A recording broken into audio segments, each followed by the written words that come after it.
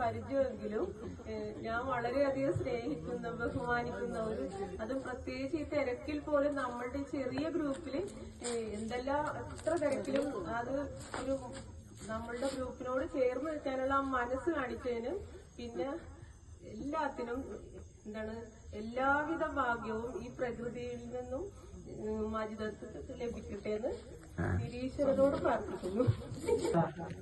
സഹോദരങ്ങളെ, സുഹൃത്തുക്കളെക്കാളും ഉപരി സഹോദരങ്ങളാണ്. നേരത്തെയൊക്കെ സൂചിപ്പിച്ച് ചെറിയൊരു സമ്മാനം എന്ന് പറഞ്ഞു, പക്ഷെ ചെറുതായി കാണാൻ എനിക്ക് പറ്റില്ല. എന്നോട് കഴിഞ്ഞ മാസം നമ്മൾ കുറച്ച് ദിവസത്തിന് മുന്നേ ഇച്ചിരി അകലമായിരുന്നു ഞാൻ. നമ്മുടെ പേര്, ഗ്രൂപ്പിന്റെ പേര്, ആദ്യത്തെ പേര് ഇതല്ല, അമ്മക്കിളിക്കൂടെ എന്നല്ല. ഞാൻ ആലോചിച്ചിട്ട് എനിക്ക് കിട്ടുന്നില്ല. ഞാനിവിടെ സജിത്തിനോട് ചോദിച്ചു, ഇതെല്ലാം നമ്മുടെ പേര്, ആദ്യത്തെ പേര് സീനിയർ അഡ്വഞ്ചേഴ്സ് അല്ല, അത് കഴിഞ്ഞൊരു പേരുണ്ടായിരുന്നു. അത് കഴിഞ്ഞാണ് പിന്നെ നമ്മൾ അമ്മക്കിളിക്കൂടിലേക്ക് വന്നത്. പക്ഷെ അന്ന് ഞാൻ ആദ്യമേ ഇവരോടൊക്കെ പറഞ്ഞ എന്താണെന്ന് വെച്ചാല്, നമുക്ക് ഒരാള് ആ ഞാനും പറഞ്ഞു വേണവും പറഞ്ഞൊരു വാക്കാണ്. പലരും ഇങ്ങനെ കൊഴിഞ്ഞു പോയിക്കൊണ്ടിരുന്നപ്പോഴൊക്കെ ഞാനന്ന് പറയുകയുണ്ടായത്, എല്ലാരും പോയി കഴിഞ്ഞ് ലാസ്റ്റ് ഒരാള് ഞാനായിരിക്കും. അപ്പം എന്നോട് വേണവും പറഞ്ഞ് അതെ അങ്ങനെ തന്നെ മതി, ഞാനും ആയിരിക്കുമെന്ന്. അത് ഇനിയും നിലനിർന്ന പോലെ അങ്ങനെ ആയിരിക്കും. ഇതിന്ന് ഒരുപാട് പേര് പോയി, നമ്മളെ കൂടെ ഉള്ള ഒരുപാട് പേര് സങ്കടം ഉണ്ടതിലൊക്കെ.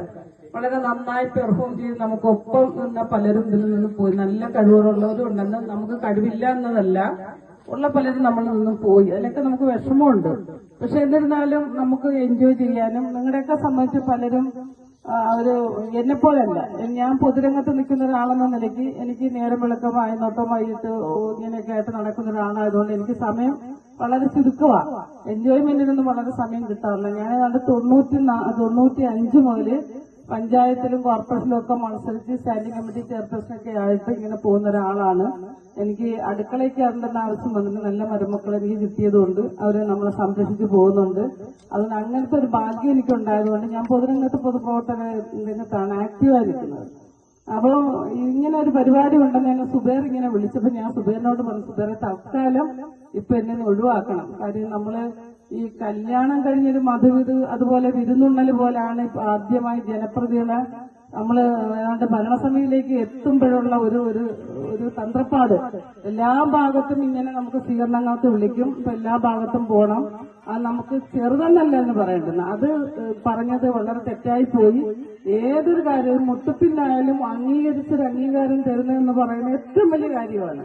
അത് നമുക്കതിന് വില കൽപ്പിക്കാൻ പറ്റില്ല. എനിക്ക് ഏറ്റവും വലിയൊരു ആദരവാണ് കിട്ടിയത്. ഞാൻ എല്ലാവരോടും പറഞ്ഞു, എന്നെ പലരും വിളിച്ചു. അപ്പൊ രഹസ്യം പറയുന്ന പലരും കാണും, നമുക്ക് വളരെ ക്ലോസ് ഫ്രണ്ടൊക്കെ കാണും. അപ്പൊ അവരോടൊക്കെ പറഞ്ഞ് ഞങ്ങൾ വയസ്സന്മാരും വയസ്സെത്തിയുള്ളൊരു ഗ്രൂപ്പുണ്ട്, സീനിയർ എന്ന് പറഞ്ഞില്ല.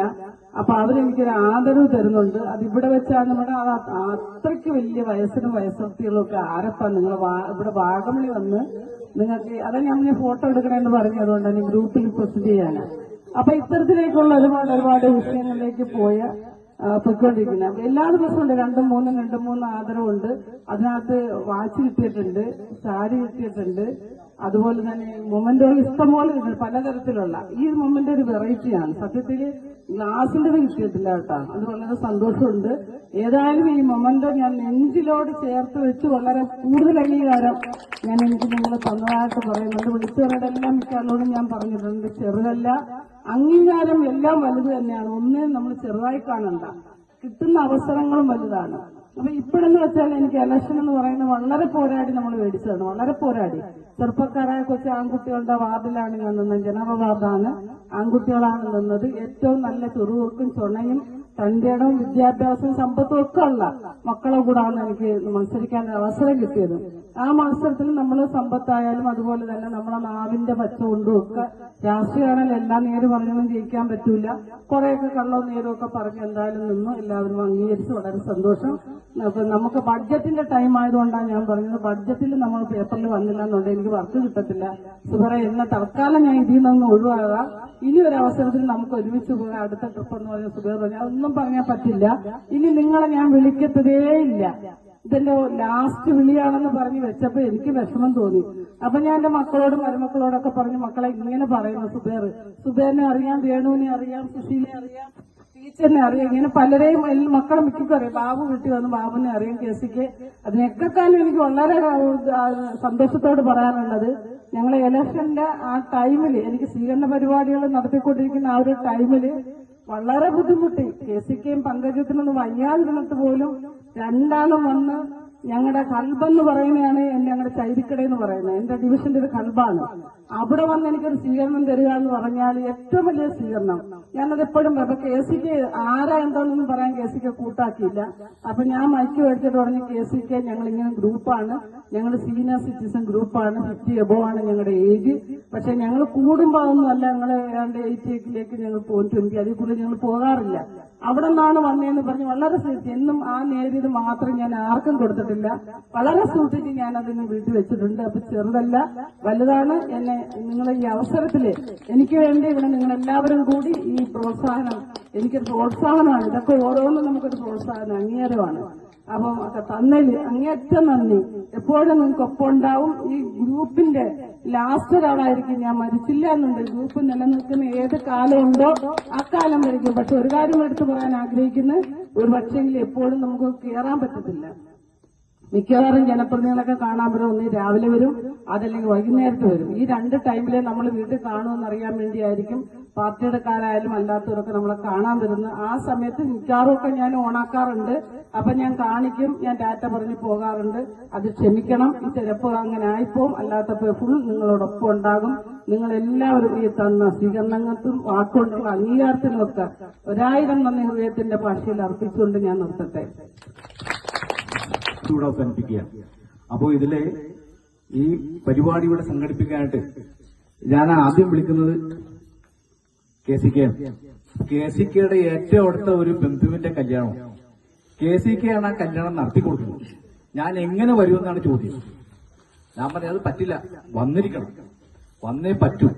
അങ്ങനെ കെ.സി.കെ വേണ്ട കാര്യങ്ങളെല്ലാം നേരത്തെ മുൻകൂട്ടി ചെയ്ത്, അപ്പോഴാണ് ചേച്ചിക്ക് സുഖമില്ല, ഞാനിങ്ങനെ വരുമെന്നൊരു ചോദ്യം.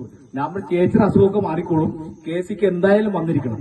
അങ്ങനെ നമ്മൾ അഭ്യർത്ഥന മാനിച്ച് നമ്മളോടൊപ്പം ഇന്ന് ഈ ചടങ്ങിൽ പങ്കെടുക്കാൻ എത്തിച്ചേർന്ന കെ.സിക്ക് ആദ്യമായി ഞാൻ നന്ദി രേഖപ്പെടുത്തുകയാണ്. പിന്നെ മാജിനെ ഞാനും സുബൈറും ഒരുപാട് വിളിച്ചു, ഒഴിവ് പറഞ്ഞു, പറ്റില്ല, എന്തൊക്കെ സംഭവം ഉണ്ടെങ്കിലും ഈ ചടങ്ങിന് വന്നിരിക്കണം എന്ന് പറഞ്ഞു. ഒരു പക്ഷേ എന്താണോ എങ്ങനെയാണോ മാറ്റി വന്നിരിക്കുന്നത് നമുക്കറിയില്ല. കാരണം ഒഴിഞ്ഞു പോരാൻ പറ്റും. ഞാനൊരു രാഷ്ട്രീയ പ്രവർത്തകനാണ്.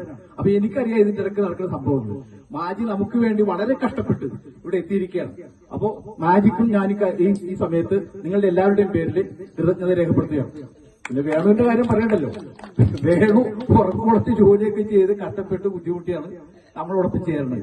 നമ്മളോടൊപ്പം ചേരാൻ വേണ്ടി മാത്രം ആണ് വേണു ഈ ചടങ്ങിൽ വരുന്നത്. അപ്പോ വേണുവിനും ഞാൻ പ്രത്യേകം കൃതജ്ഞത രേഖപ്പെടുത്തുന്നു. പിന്നെ ഈ ചടങ്ങിൽ നിങ്ങൾ ഓരോരുത്തരും വളരെയധികം ബുദ്ധിമുട്ടി ട്രെയിനെടുത്ത് ഇവിടെ വന്നിട്ടുള്ളതാണെന്ന് അറിയാം.